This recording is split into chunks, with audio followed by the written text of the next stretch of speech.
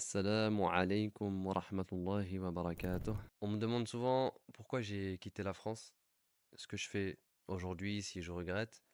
Et j'ai envie de répondre, mais pas avec des phrases toutes faites. J'ai envie de parler à cœur ouvert, comme on dit, comme si je parlais à un frère. Alors, avant de partir, pour que vous compreniez, donc de la France, je vivais avec ma famille, mes frères et sœurs, mes parents, et ma mère, elle faisait régulièrement des allers-retours pour gérer ses affaires au pays, comme elle le fait d'ailleurs depuis que je suis tout petit.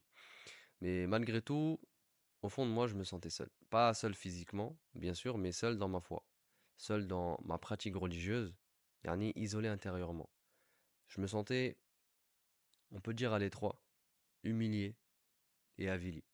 Je pouvais pas vivre l'islam comme Allah me l'ordonnait, pas pleinement, pas librement, et ça, ben, ça me rongeait au fond de moi.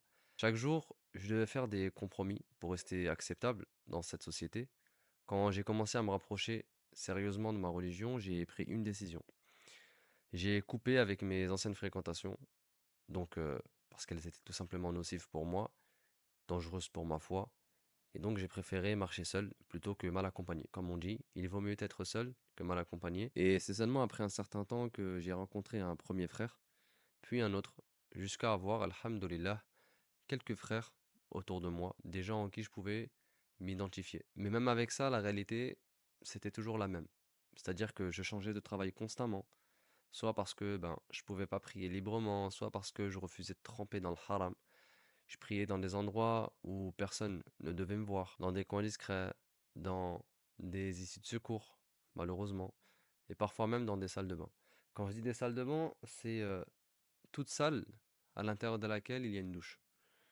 Il y en avait une justement dans un endroit dans lequel je priais, donc où j'allais me cacher, malheureusement. Wallah billah.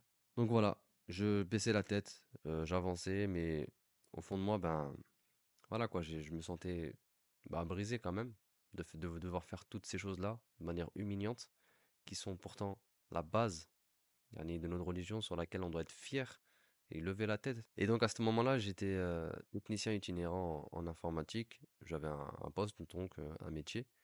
Mais j'étais vidé de l'intérieur, j'en pouvais plus.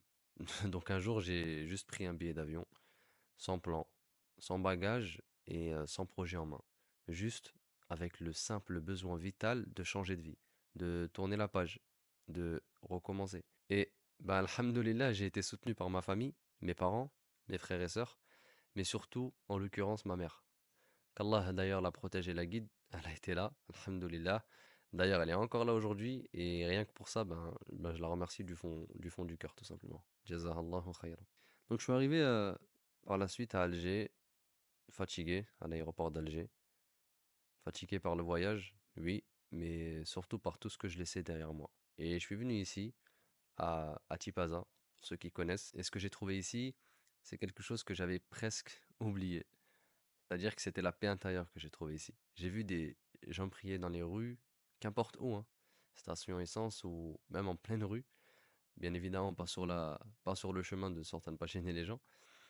Mais voilà, dans les stations essence, sur le trottoir, j'ai vu des femmes voilées en niqab, en sétar. Donc voilà intégral pour ceux qui ne savent pas. Donc voilà, elles marchaient comme ça dans les rues, alhamdoulilah, sans que personne ne les dévisage et sans que personne ne les insulte potentiellement. Donc voilà, j'ai vu des enfants grandir dans une société où l'islam c'est la norme, où le salam en lui-même, bah, il surprend personne. Tu peux passer le salam à n'importe qui, tu sais qu'il est musulman. Alhamdoulilah, pas comme en France, tu te dis est-ce qu'il est musulman celui-là, est-ce que je lui passe le salam ou pas. Il y a certains musulmans en France, si tu leur passes à chaque fois le salam, yani à chaque fois que tu en croises un, ils vont te voir en bizarre. Donc al-muhim, ici, tu te casses plus la tête avec ce qui est haram, ce qui est halal au niveau de la nourriture, tu prends, tu achètes, c'est tout. Plus besoin de sortir ton application, de scanner un code barre quelconque. Alhamdulillah, on vit l'islam vraiment sans se cacher. Et je dis pas que tout est parfait ici, bien sûr, faut rester objectif. Il y a même d'ailleurs des choses qui m'ont déçu ici, hein. Par exemple, la saleté, les déchets sur les routes, parfois le laisser aller. Mais tu sais quoi? Je préfère mille fois, sincèrement, je préfère mille fois une rue sale où je peux prier librement, où je peux vivre ma religion librement, qu'une rue propre où ma religion, elle est constamment attaquée. Aujourd'hui, ben, je suis en formation à distance pour ceux qui m'ont demandé. Et à côté, ben, je développe mes compétences dans le montage vidéo. Donc je fais deux choses en même temps, alhamdoulilah. Et c'est exactement ça que je veux faire, incha'Allah. c'est-à-dire travailler à mon compte, avancer, construire quelque chose de propre, de halal qui a du sens. Et même si je suis encore en chemin, bah, je suis libre. Je suis libre de pratiquer mon dîn, je suis libre de respirer et je suis libre d'être musulman tout court. Et Allah m'a facilité énormément. J'ai trouvé des frères ici, surtout d'ailleurs, bon, la plupart ce sont des pères de famille que je fréquente, des hommes d'un certain âge. Et il n'y a pas beaucoup de jeunes, bien qu'il y en ait quand même, que je fréquente, je parle bien sûr. Mais alhamdoulilah, ce sont des gens solides. Et moi, dans tout ça, ben, j'ai trouvé ma place. Mais crois pas que tout a été rose. J'ai vécu un divorce, on peut dire plus ou moins douloureux ici. Et alhamdoulilah, j'ai été trompé, on peut dire que j'ai été manipulé par des gens qui se présentaient comme des personnes sur la sunna sérieux, alors que c'était en réalité que des shayatin min al-ins. Et je dis pas ça parce que j'ai divorcé, c'est la simple réalité. Mais même ça, en réalité, c'était une épreuve qui m'a plus rapproché d'Allah qu'autre chose. J'ai appris à me méfier, j'en ai tiré énormément de leçons, j'ai appris à observer, à ne plus juger à la barbe ou au niqab. Aujourd'hui, je suis beaucoup plus vigilant, beaucoup plus mature et beaucoup plus connecté au Coran et à la langue arabe qu'avant, par la cause de cette épreuve, tout simplement. Je pourrais en parler dans une autre vidéo pour faire en sorte de mettre en garde les gens sur certaines choses ici.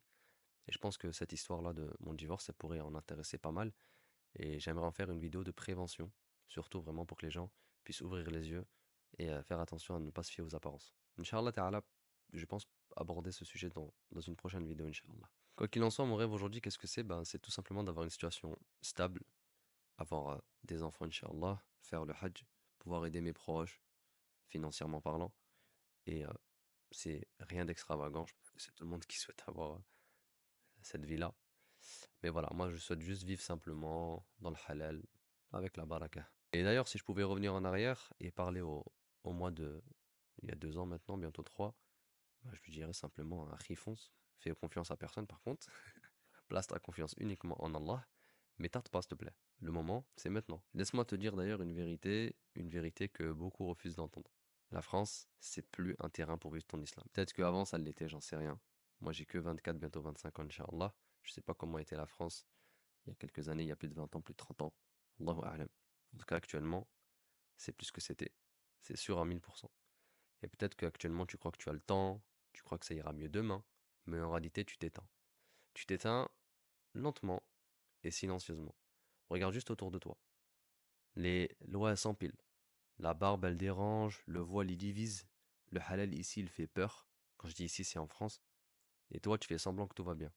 Tu souris, tu t'adaptes, entre guillemets, et tu t'effaces, petit à petit.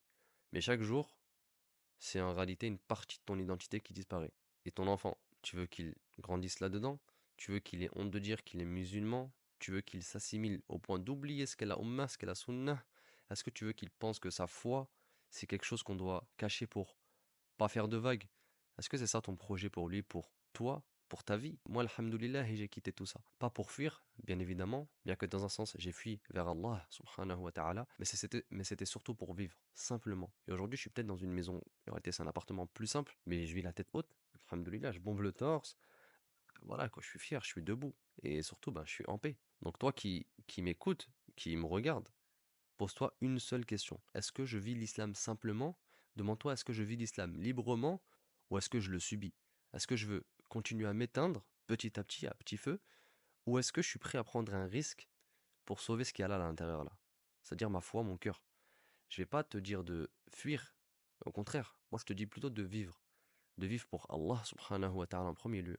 De vivre debout et de vivre libre. Dis-moi en commentaire ce que tu ressens, si tu as déjà pensé à faire la hijra, si c'est pas déjà le cas pour toi. Et si c'est pas le cas, ben, qu'est-ce qui te retient tout simplement? Et si tu veux qu'on en discute dans les commentaires ou en message privé, je mettrai mon mail d'ailleurs dans la description, Inch'Allah, pour ceux quiconque souhaite échanger. Jamais ça les intéresse. Bon, je suis pas un exemple, j'ai pas réussi, mais si on peut s'aider les uns les autres en s'apportant des petites faïdas, ben, bismillah. En tout cas, voilà, n'hésite pas, t'as l'espace commentaire pour te lâcher. En tout cas, voilà, qu'Allah t'ouvre une porte là où toi, tu ne vois malheureusement que des murs.